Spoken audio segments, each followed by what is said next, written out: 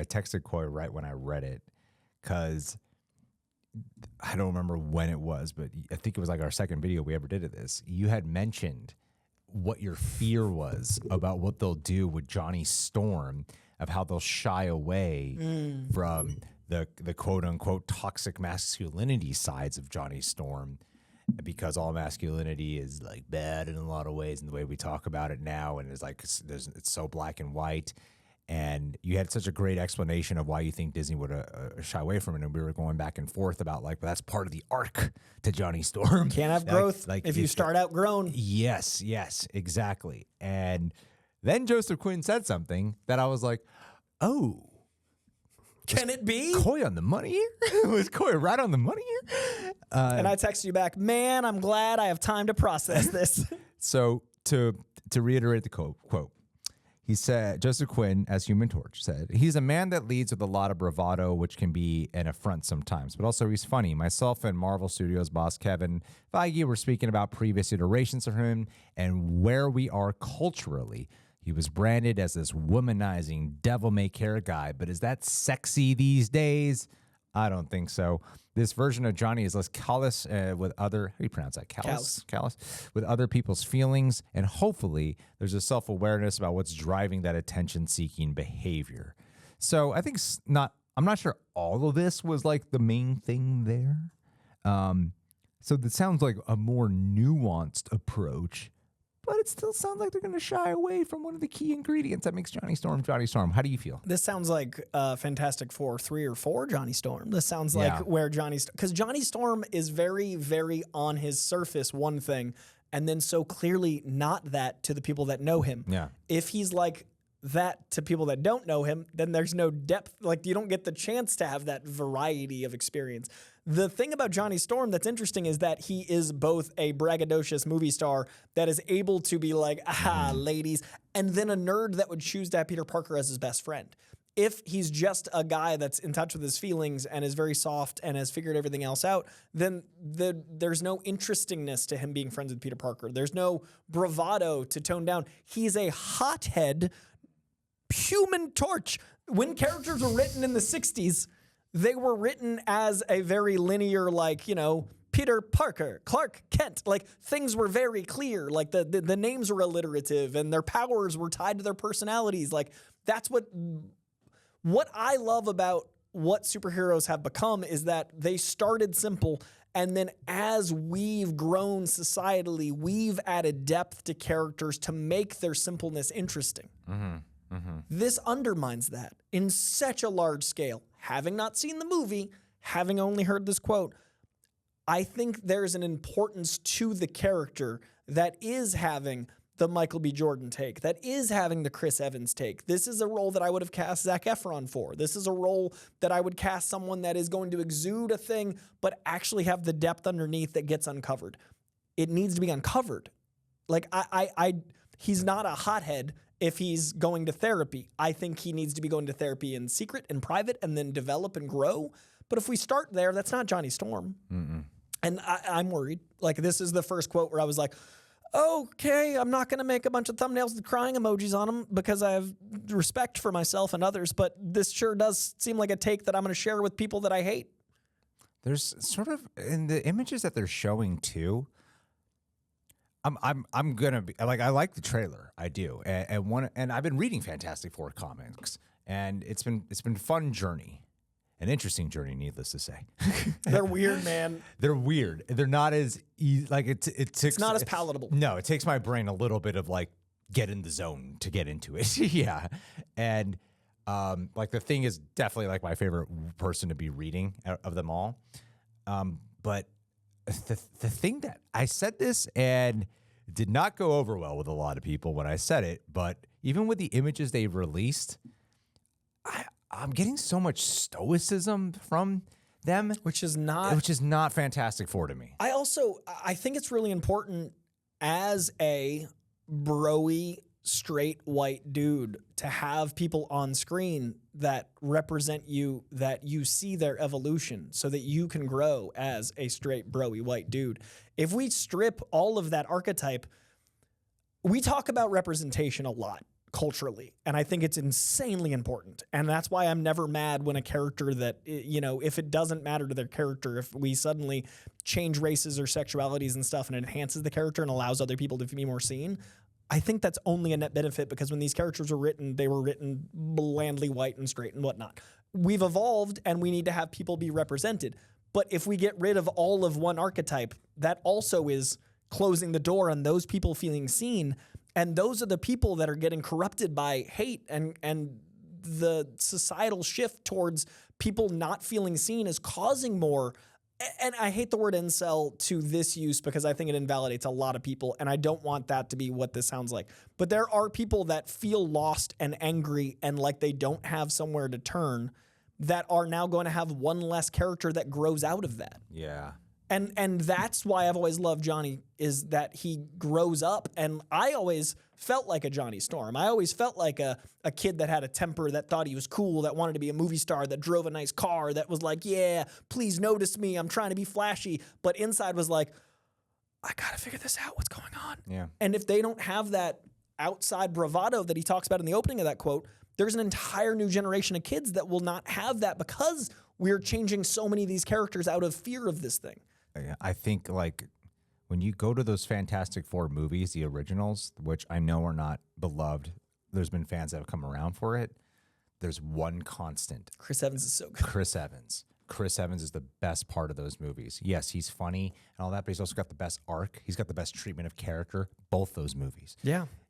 It's like, dude, don't take the wrong lessons, man. I honestly feel like the way society is going with pushing an entire community out of feeling like they can grow and they can make mistakes and they can learn is why we get so much vitriol towards stand-up comedians should not be our poets all the time. It should also be poets. But I feel like people don't feel comfortable saying I'm a poet. They feel like they have to say they're blank. Like, there's no acceptance in culture right now. And I feel like that also holds true for jocks. Like, I feel like there's a culture of people that are like, I want to work out and I like cars and I like UFC and I like I'm from Boston. I love UFC and I have all this stuff. And a lot of my friends, I can tell they're like, you're the one we're going to let in. Like, yeah. I've got judgmental ass LA friends that are like, well, we let Coy in because he still talks about art. But I still feel like that weird leper that is like the bro-y version. And there aren't as many things on TV of me to grow and to see that. I'm glad I grew up when I did, because I got to see characters evolve out of a certain ignorance. If you don't let the character start as ignorant, how do you identify with the growth? I think it's really detrimental. And I think that's how we get the political divide. And I think that's how we get certain people coming into power with their voices on the internet. I think that's how we get a lot of commentators like we worry about getting more power, because they're going to get the people that feel lost and they feel like they don't feel seen. I think it's detrimental. I think it's and pop culture is culture, and culture affects real life, and that is a cascading effect. Yeah, a lot of times you learn a lot when you break down the words, right? Like pop culture, like what you just did right there. Yeah, like break down what that means. And we're so dismissive about a lot of language now, and language is so important. So I appreciate you saying all that. And the Sue Storm side has been, this was the one I heard. I'm like, oh, great. Get ready for the predictable titles and thumbnails now. Dismissive of all context. Okay, so there's two main ones. The main one, here's the main one, I believe. Vanessa Kirby said, if you played an exact 60s Sue today, everyone would think she's a bit of a doormat. So figuring out how to capture the essence of what she represented to each generation, where the gender politics were different. Right when she said that, it was like, here we go. And embody that today was one of the greatest joys of this. I mean, she also talked about other stuff, like, I've always been really interested in the mess of femininity and how you can be both. How can you be all the things? Not just a tough, invincible, powerful woman, but also a mother who gives birth, which is itself a superhero act. I love that these characters are real humans in a messy family who argue and try to work it out and get things wrong. I feel like everything she's saying is right. Those quotes I love. I haven't heard those yet. Those sound like the character. Those sound a lot like the character. And yeah, I started off with like, everyone's saying Jack Kirby, I want to read the originals. And I read like the first 10 issues. And that was a rough read. honestly. Another time. It's very one-dimensional. Like I said, we've evolved. Yeah, and especially like how many times is Sue gonna get fucking kidnapped? Like Jesus, And that's Christ. what she's speaking to. Yeah, exactly. Yeah, so when you say like the doormat side, like sometimes she's sort of essential, but so much of the time she's like, gotta save Dr. Sue. Doom will kidnap her. Nemours gonna live in love with her and we'll kidnap her. Like that's her purpose there, and she's had an evolution now where she has more agency, she has more strength, and the fact that they're acknowledging that, and I love the nuance as well of talking about. See what they said.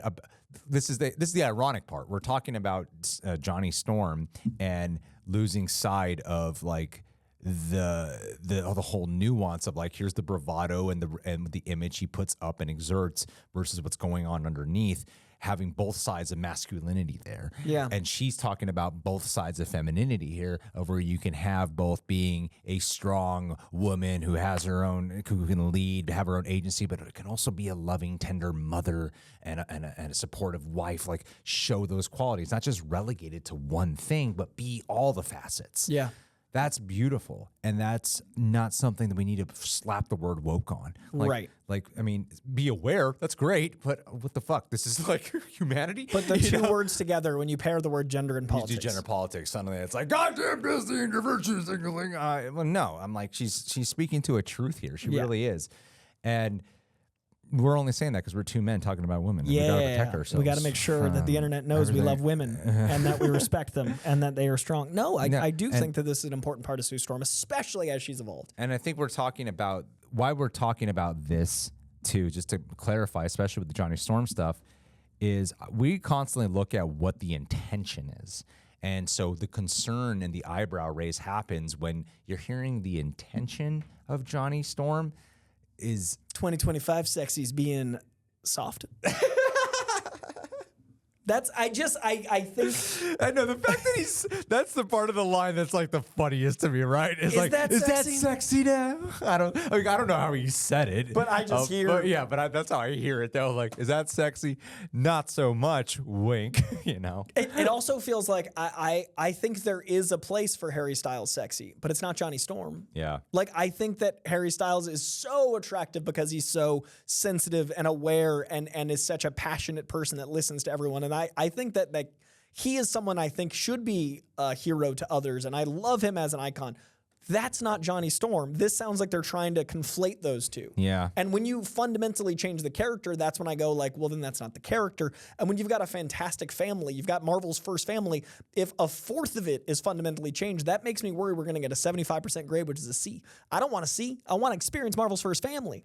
And I think masculinity is a very different conversation than femininity right now. So I'm actually in an interesting moment in my head in real time. I'm experiencing this where I feel like what Sue is saying is exactly what women are needing a voice to be told. I think that mothers are superheroes. I think that's an amazing quote. I think that gender politics have evolved over time and it should be addressed with a character that's lasted 60 years. I think that's an amazing quote. I think all of this as a man, though, I can't know.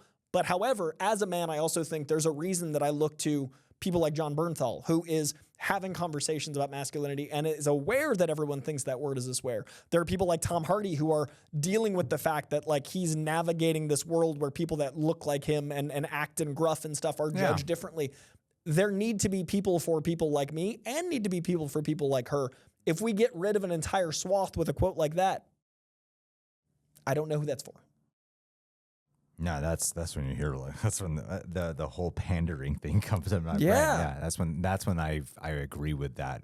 This does feel like you're not doing the character. No, and I'm not a fan of the. I'm not a fan of a lot of the images I'm seeing of it, like because it is so. Is like the that's the word that's the only word I have for it. Yeah, it is Kirby is wonky. Stowe. Like it's fun, it's adventurous, it's swashbuckling. It's your first family. You have to represent the chemistry in some way. And I'm like, yeah, I saw the trailer footage and it looked cool. I didn't really get a hint of the real chemistry. We'll wait for the second trailer. Wait for the actual movie. At the end of the day, quotes, trailers, none of that will matter. It'll be when I sit down and go 2 hours. You wipe it away and you take in the movie. That's all. But I can't acknowledge I'm more excited for Thunderbolts right now than that. Ironically, huh? Right? Yeah. And that's all I'm saying. Like, just as of marketing right now, I think Thunderbolts is going to have more to say. Yeah, I mean that found family vibe looks more family right now than the family that's a family. Yeah. Right. Yeah. And like, I don't think stoic. I think your word is apt. That's what I'm feeling a disconnect from, because that does not feel like the characters to me. Yeah, it's very like.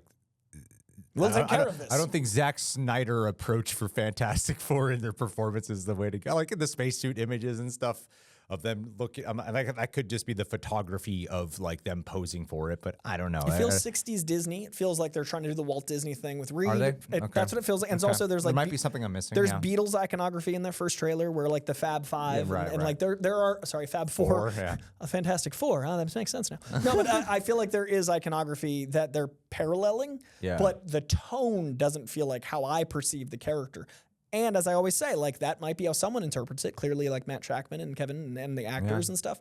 But that doesn't make me connect to how I perceive them. I think you got to go super lighthearted fare because we're about to get a lot of darkness. You know, you're going to get Doctor Doom in there, and you got Galactus in there. We're going to get some heavy darkness, and in order for that darkness to really be felt, you got to like watch light get destroyed. Right.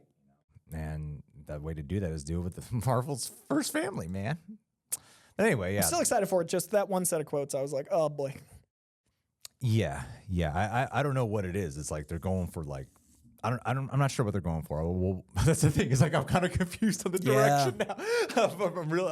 I am confused on what they're actually attempting here. Yeah, and I'm wondering like what they think the character is as opposed to how I think the character is, or if they're just starting, in the third act of his evolution, which also doesn't work for this early in his story. We're just meeting him.